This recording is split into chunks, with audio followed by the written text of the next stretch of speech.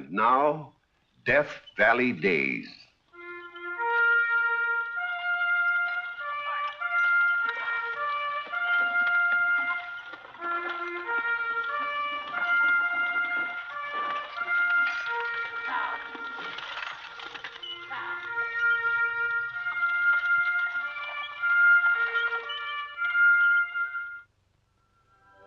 Howdy, folks. I'm the old ranger, and I have another interesting true story for you about the historic Death Valley country. The history of firearms is filled with bizarre contributions to its progress and development. None of them, however, was more strange or improbable than my story tonight. I call it A Bullet for the Captain.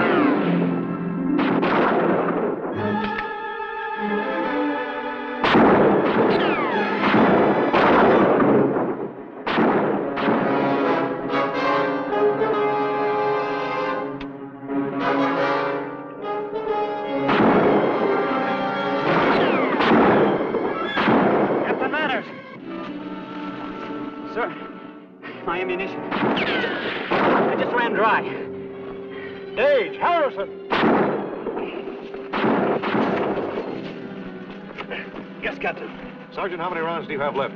Just what's left in the rifle, sir. Corporal? I'm just about out too, sir. Looks to me like the only ones that don't have to worry about ammunition are them Sioux out there. Sir, where are they getting the cartridges? I don't know, and we don't have time to worry. Our only chance is to make a break for it. Captain, the horses.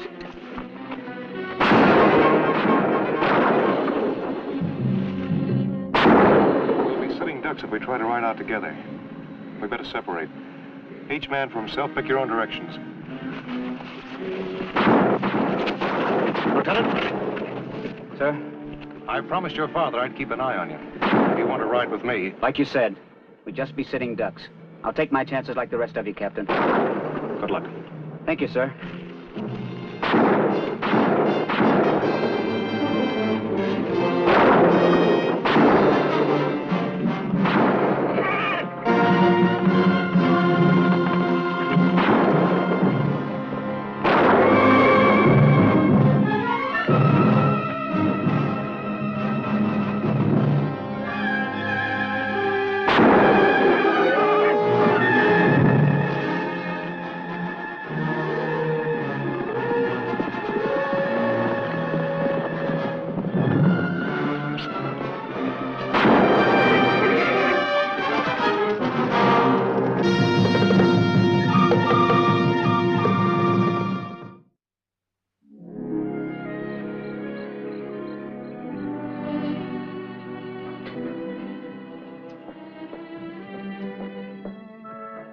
This is nice, Yellowhand. Very nice. But I'm afraid it's just not worth 6 blankets. You understand, don't you? Judy, maybe we ought to... Pop, you promised. Oh, yes, so I did. Now, look at it from my viewpoint. For what I can get for these trinkets, I'd be losing money if I gave you more than 3 blankets for them. Now, do you think that's good business? Tell you what I'll do. I'll make it 4.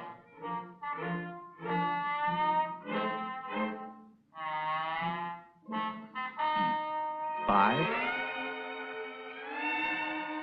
Oh, you drive a hard bargain, my friend. All right, you'll get your 6 blankets. Pop! Just charge it up to Goodwill this time, Judy. And from now on, there'll be no more trinkets. I promise. Well, I never wanted to be a rich man's daughter anyway. I'll get the blankets. Joe, would you please give me a hand?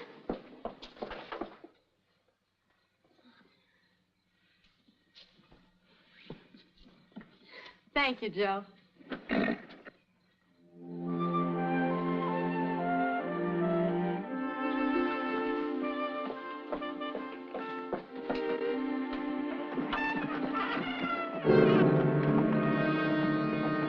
Pop! Pop! Pop!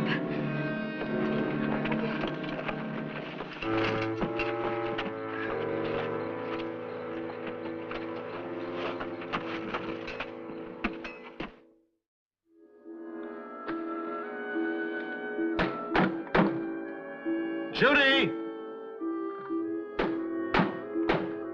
Judy! I had a gander once that I thought was noisy, but you've got him beat all the way from here to Texas. Now, what kind of a hospital is this where the nurse neglects her patient? Now, Judy, I asked you to saddle up my horse. I've got a report to make. Now, you just listen to me, Captain Manners. You'll just have to let one of your men make the report. Judy, I told you before, I don't know if any of my men got through. Well, I hope they did. But you're not strong enough to get out of that bed. Now, if I had my way... If she had her way, she'd keep you here all winter, fattening you up like a steer for the market. Pop! Now, you just tell him you were only fooling before he gets any wrong ideas. Go on, tell him. Now, you wouldn't want your father to tell a lie, would you, Judy? Oh! She's trying to look mad, but she isn't. She really wants you to stay. So do I. Been pretty lonely for both of us since my wife passed on. Is that her picture over there? Yes. Took it on her 40th birthday, just before we came out here. This is the bullet we took out of your shoulder. Figured maybe you'd like to have it as a souvenir.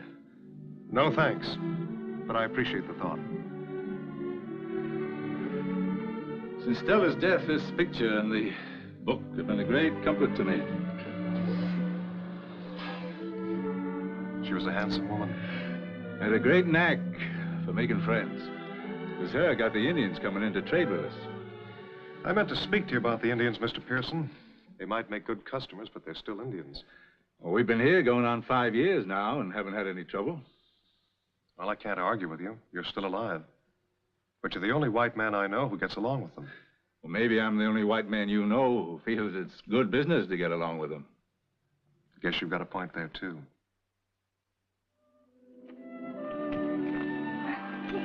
You'll never make it. You'll just collapse and fall right out of the saddle before you're halfway to that old fort of yours. Well, the last time I did that, a lovely young lady came along and rescued me.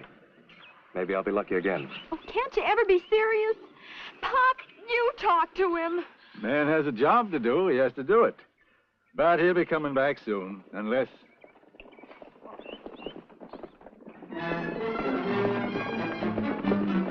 Captain Manners. Hello, Sergeant. I'm glad to see you're alive. But how'd you know I was here? Well, we didn't, but when you didn't show up back at the fort, why, we just naturally figured that you were caught in the ambush and killed along with Lieutenant Rogers. Is Rogers dead? Yes, sir. I saw both him and Corporal Harrison shot down. I'm looking for a man named Pearson. That be you? That's right. This extra horse we brought is for you. I'm taking you back with me. What's this all about, Sergeant? I have orders to bring this man in, sir. That's why we came here. Well, what's the charge? Selling ammunition to the Indians. What? That's right, sir. Those cartridges the Indians have been shooting at us. They came from him. That's a lie. My pop never... Easy, Judy. I'm sorry, Mr. Pearson, but I'll have to ask you this. Did you sell ammunition to the Indians? No, Captain, I did not. That's all I wanted to hear. Sergeant, I can vouch for Fred Pearson. If it hadn't been for him, I wouldn't be alive. I'm sorry, sir, but I have my orders. I'll have to take Pearson in with me. This extra mount is for you. I'm sorry, Mr. Pearson, but you'll have to go with him. Pop, let me go, too. No, Judy. You stay here with Joe and help him take care of things. All right, Sergeant. Don't worry, Judy. I'll help your father iron this thing out.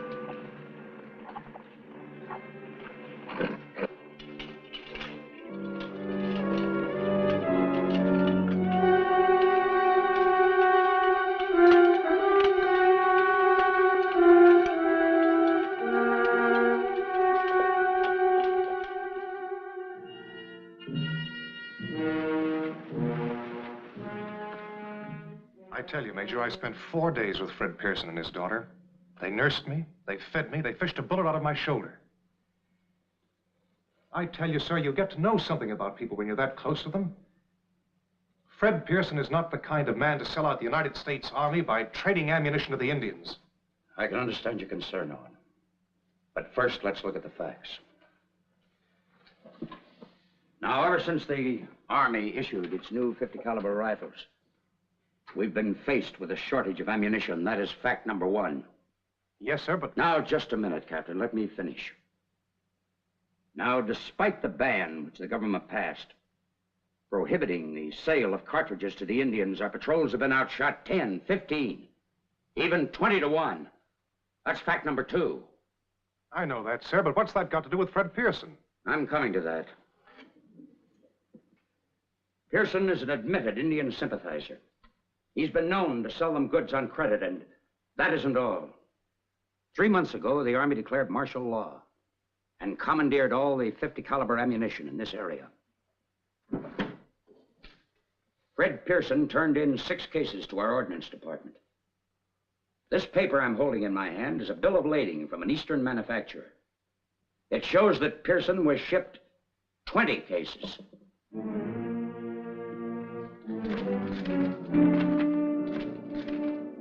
My son was killed in that ambush. It was his first patrol. I'm sorry about that, sir. He was shot down by bullets that should have been in his own gun. In my book, that makes Fred Pearson a traitor and a murderer. He'll be tried, and he'll be convicted.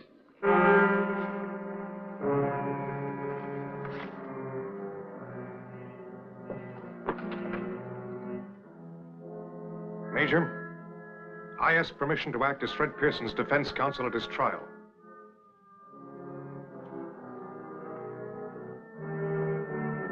You know what you're asking? I do, sir. Very well, Captain. Permission granted. Thank you, sir.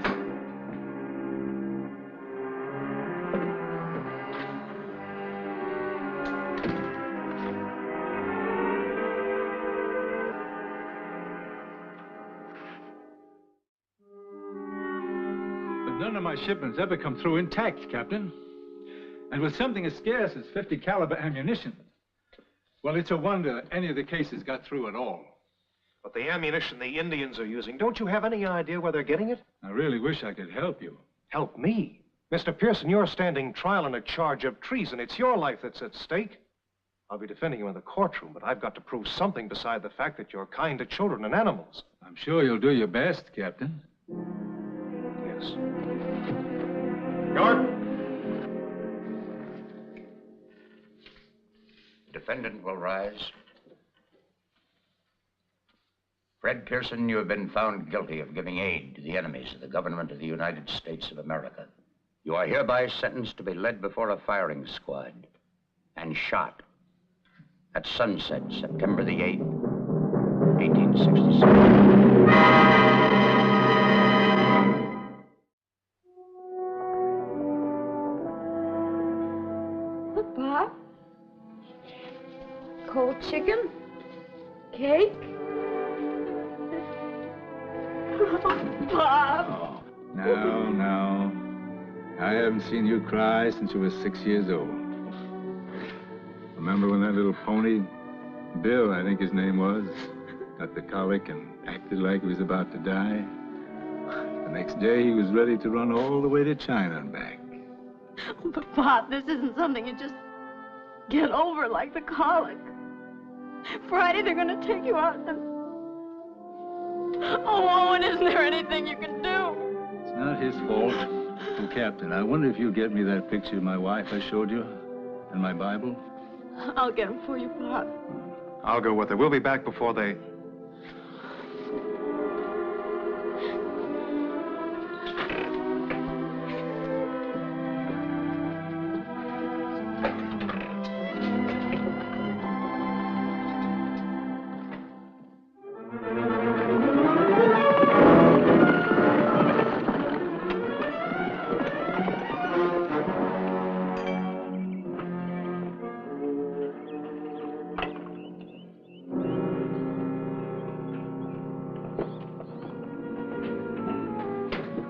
Hello, Joe.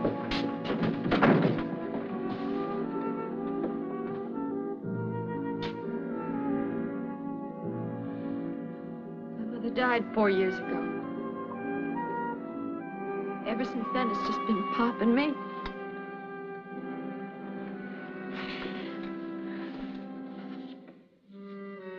It's only a piece of lead, but if I could only talk. Are you sure this is the bullet you took out of my shoulder? Yes, that's the one. Judy, I think I've found something that'll help your father. Let's get back to the fort. You can see for yourself, sir, the bullet is hand-molded. So? Well, it means that Fred Pearson didn't sell ammunition to the Indians. Somehow they found a way to make a reloadable cartridge. Hold on a minute, Captain. I can appreciate your concern for Fred Pearson. He and his daughter were kind to you. They took care of you when you were wounded. No, sir. But that's not it, sir. It's only natural that you'd want to help him. But it will take more to stop the execution than a piece of lead and a wild story about Indians making their own cartridges. But it's true, sir. For years, the finest minds in Army Ordnance have been trying to develop a reloadable cartridge. And you're asking me to believe that a bunch of savages could accomplish it? The execution is scheduled for tomorrow at sunset. The order still stands. Did you see him, Owen? What did he say? No. Well, if I only had more proof. I know the Sioux are making their own ammunition. Why, your father himself said how good they are at making jewelry and... Jewelry? Judy, have you any idea where the Indians make those trinkets your father takes in trade? I went there with Pop once. Think you could find it again? I could try. Come on.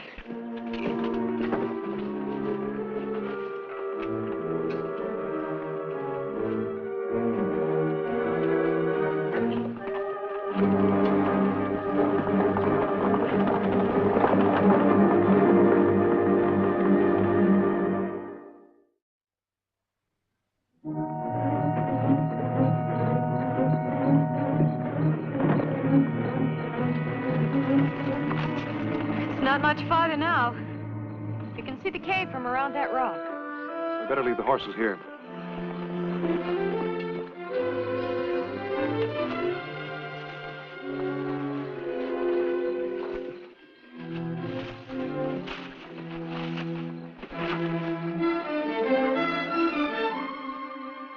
That's it. I'm going in for a closer look. You stay here with the horses. If you hear a commotion, just ride.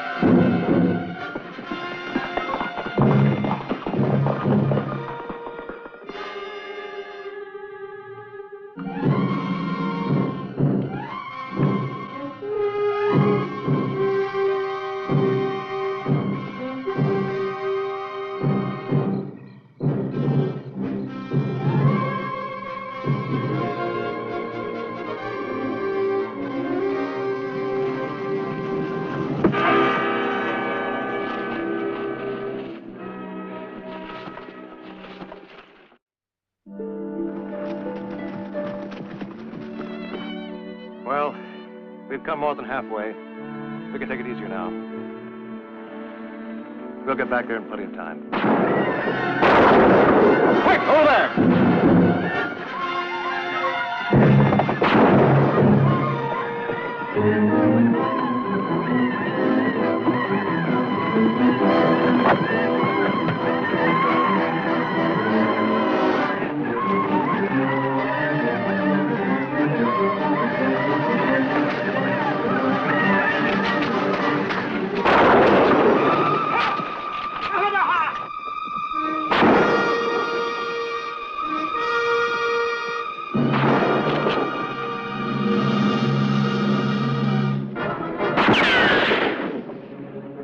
How long do you think they'll stay? An hour. 6 hours. There's no telling. Judy, wait. Let me go. I've got to get back to the fort. We can't be any help to your father with bullets in us. If we're alive, there's still a chance. Oh, God! Are you sure that my daughter, Captain Manners, hasn't returned to the fort yet? Not yet, Mr. Pearson.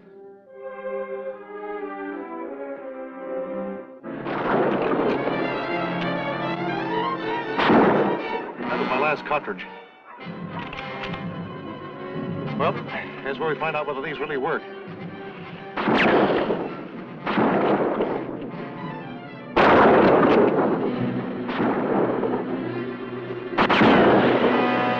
I wish Major Rogers could have seen that.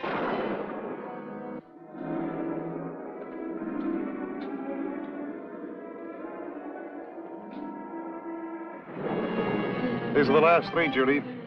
If we use these, we're destroying the proof of your father's innocence. I know what Pop would say. Use them, Owen.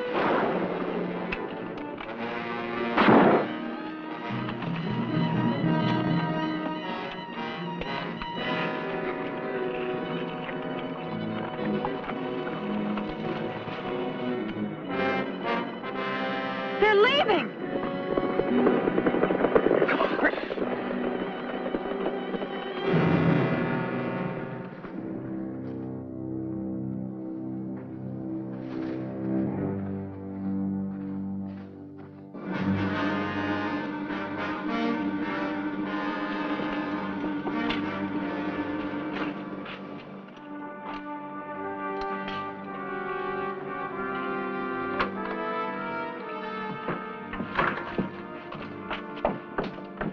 Has Captain Manners reported back yet, Sergeant? No, sir.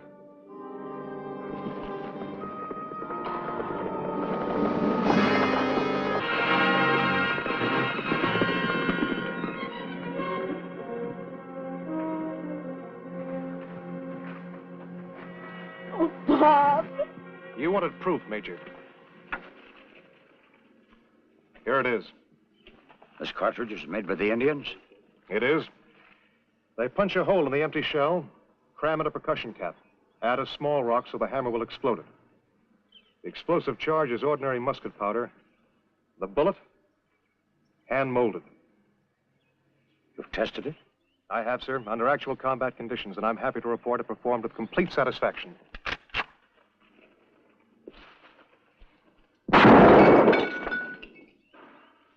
This is another of those same shells, sir.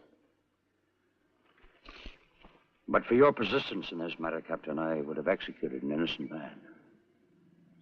I want to thank you. And I want to thank God.